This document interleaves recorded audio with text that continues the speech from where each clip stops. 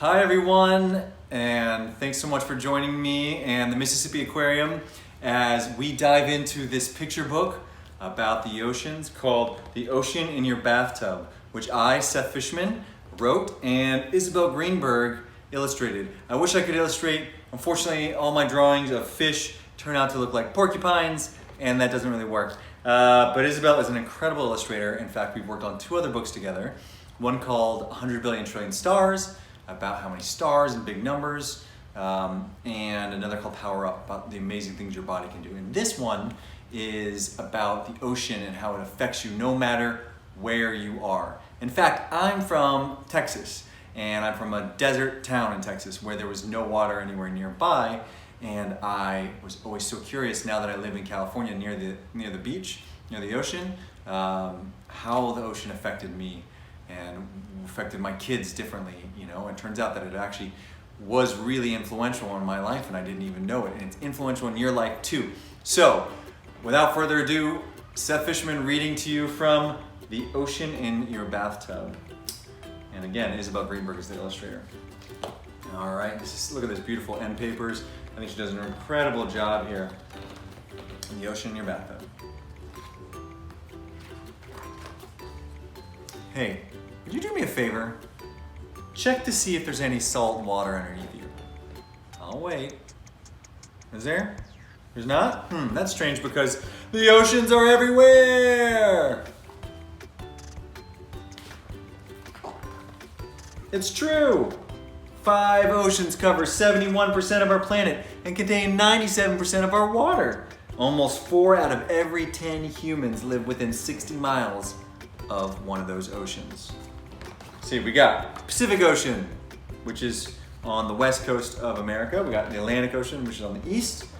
Indian Ocean, well, so you have, of course, the Gulf of Mexico, but right up to that is the Atlantic Ocean. We've got the Indian Ocean, the Pacific Ocean, the Arctic Ocean, and the Southern Ocean.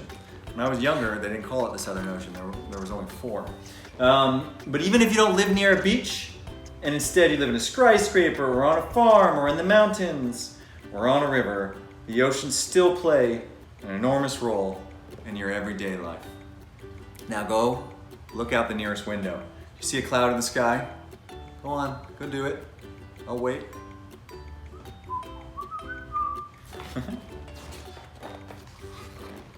That cloud, most likely, is loaded with water vapor straight from the ocean. Seawater evaporated into the air and formed the cloud, and now it's drifting over you. Eventually it'll pour down rain, and lots of that rain will trickle back to the ocean to form a new cloud. We call this the water cycle. As you can see here, this is explaining the steps of the water cycle. I have 4 right here, but there are actually a lot more if you want to dig into it. But basically, evaporation up from the water into the clouds. Condensation, this is, we got turning into the clouds right here, and then down, precipitation in the water, and then we have the whole cycle. Some water doesn't return directly to the ocean. It rains or snows down to fill our reservoirs and lakes and rivers. Those, along with underground aquifers, are a major source of drinking water. Every plant, tree, and blade of grass is fed by falling water. All our fruits, grains, and vegetables need water to grow, just like we do, and they make up a large part of the food we eat every day. Ooh. Yep, the ocean's hiding in your afternoon snack. Little tidbit there. In fact, those crops are only one part of the bounty of the sea. About 3 billion people rely on the seafood to survive. 3 billion, so there's about 7.5 billion people on Earth. That means almost half just totally rely on seafood in order to survive. Can you see some favorite seafoods in here? We got ourselves some crab, and we got ourselves some shrimp, and we got sushi, and we got fish and chips, and we got fish sticks. I bet y'all like the fish sticks, don't you? Or I guess the shrimp. The ocean doesn't just provide thunderstorms and drinking water for food and life on land. We actually breathe because of it too. Even if you are too far from the sea to smell that salty air, almost 7 out of every 10 gulps of air contain oxygen that comes from plant life in the ocean. So let's try that.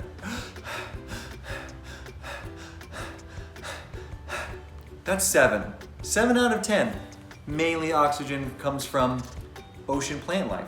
I always thought it was the forest trees, and they obviously really matter, but the forests in the ocean are sort of the things that matter the most. A forest of trillions and trillions of tiny plants floats in and on the sea, taking in sunlight and exhaling oxygen. They're like the big breathing lungs of the earth. Never try to breathe water while you're in the ocean, of course, unless you're wearing scuba gear or snorkeling gear. Of course, humans aren't the only creatures relying on oceans. Bears, birds, and numerous other animals rely on fish and seafood for their daily diet. Plants do too. Soil along rivers that empty into the ocean is fertilized by these fish that swim upriver, and that's not even counting the potentially many more than 1 million species that live in the oceans. So basically, these fish come back from the sea up to the rivers. A lot of them die after sort of laying eggs, and then they fertilize the land right around there. See, the oceans are full of life and wonder, and there's so much I could have added to this page, so many really cool things about the ocean, but here's some fun ones. Sand is formed by rock being smashed over and over again by waves, water, and weather for millions of years. In fact, some of the white sand beaches in Hawaii are made from the poop of the parrotfish. Yep, poop beaches. Apparently not so bad. Volcano and shifting plates on Earth called tectonic plates can form new mountain ranges. More people have stepped on the moon than have visited the bottom of the Marianas Trench, which is the deepest part of the ocean. Isn't that fascinating? There's actually a lot more there too. You can do it if you read the book. Okay, just as the oceans affect everyone everywhere, everything we do affects the oceans. The baths we take, the toilets we flush, the garbage we toss, the balloons we let slip from our fingers. For a long time, no one thought about how much stuff we put in the oceans, or how many fish and other marine life we took out. It's a bit of a sad page, isn't it? We put so much stuff in the ocean, for like straws, which now we're getting a little bit better. Now there's paper straws everywhere, as opposed to plastic straws. But you can see a lot of things got caught, a lot of animals got wrapped up, fish got pulled out, overfishing. Sometimes it takes a while to learn from your mistakes, right? But now's our chance. Because even the smallest action we do can do some good. That good deed of yours can have a great effect. If everyone does something small to help our oceans, those deeds will ripple outward the same way that the streams feed into the creeks and the brooks and rivers and lakes, all of which eventually flow into the ocean.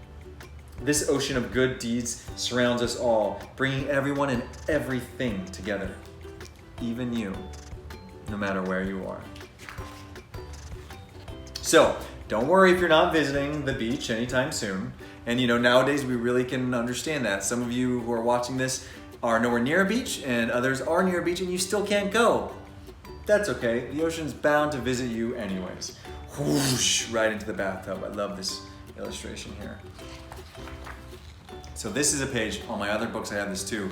This just follows up on a lot of the science that I talked about here, so it's for you to read with your parents and understand a little bit more about the oceans. That's the book though. I hope you enjoyed. And here, as you can see, are my other books, 100 Billion Trillion Stars and Power Up.